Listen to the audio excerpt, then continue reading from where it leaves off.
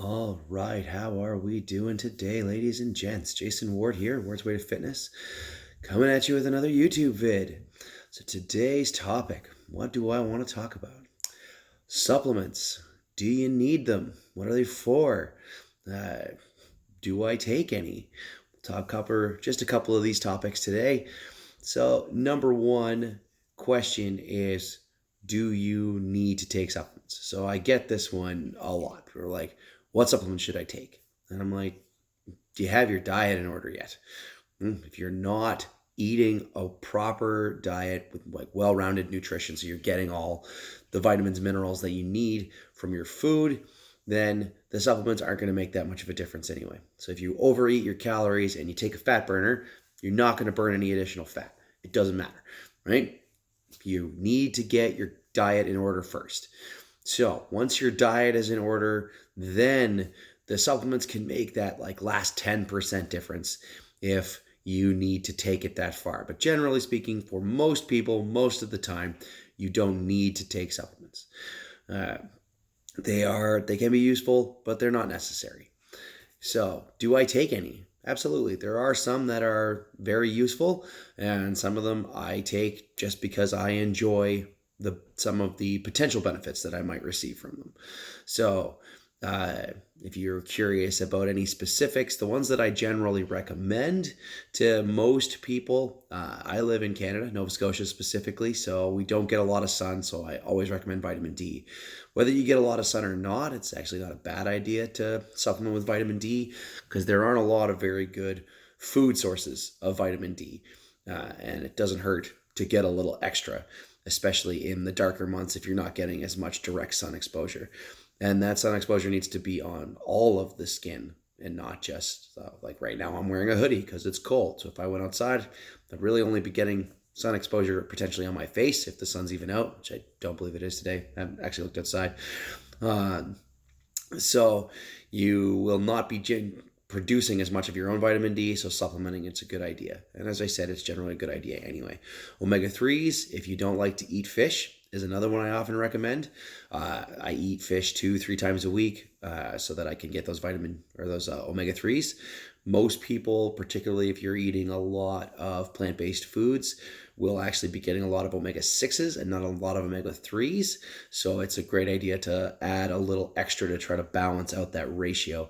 So you want your omega 3s to be a higher percentage of your fat intake than your omega 6s and then omega 9s as well. So omega 3 is another one that I frequently will recommend. If you're having trouble hitting your protein targets, then I will also recommend that you take a protein powder.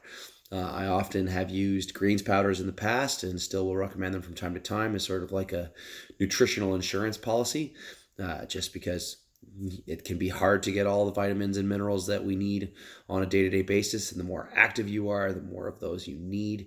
So that one can help kind of shore up any potential deficiencies you may have.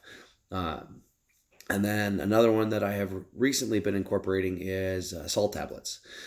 So I tend to sweat quite a bit when I'm working out, and so I need to replace the electrolytes that I'm losing in my sweat. So I salt all of my food, and then I take the salt tablets on top of that.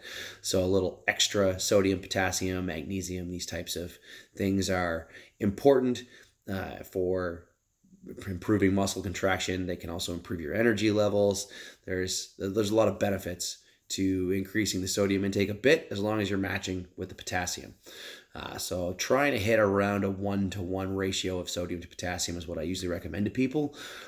Salt's been given a bit of a bad rap, but it really doesn't deserve it. It's pretty essential to human performance and can have as much, if not more, benefit than creatine even. Creatine is another one that I will recommend sometimes, but depending on how much meat you're consuming will determine whether or not I really feel that's necessary. So if you eat a lot of red meats, you might be getting enough creatine just from that. So additional supplementation is not necessary. If you don't eat a lot of red meat, then I think that supplemental creatine can actually be very beneficial for sports performance.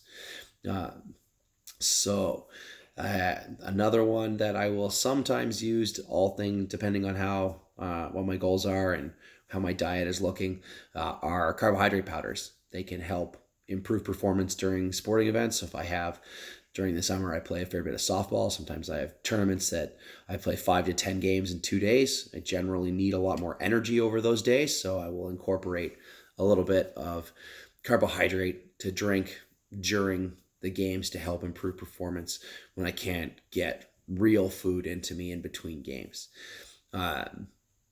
So the big thing with supplements is most of them are going to be just a waste of your money if you're not paying attention to all the other variables first. So like I said, the most important thing that you can do is to get your diet in order, get your training in order, and then if you want to add some additional benefit, you can start looking at specific supplements and how they might help you.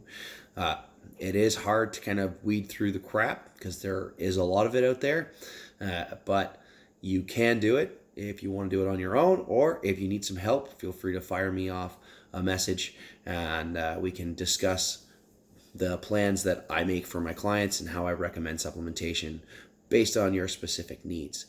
So that's all I got to say on supplements today. I hope that helps you guys. If you like the content, please like the video, subscribe to my channel, and make sure you hit that notification button so that you know when I'm putting out new content. All right, guys, have a great day.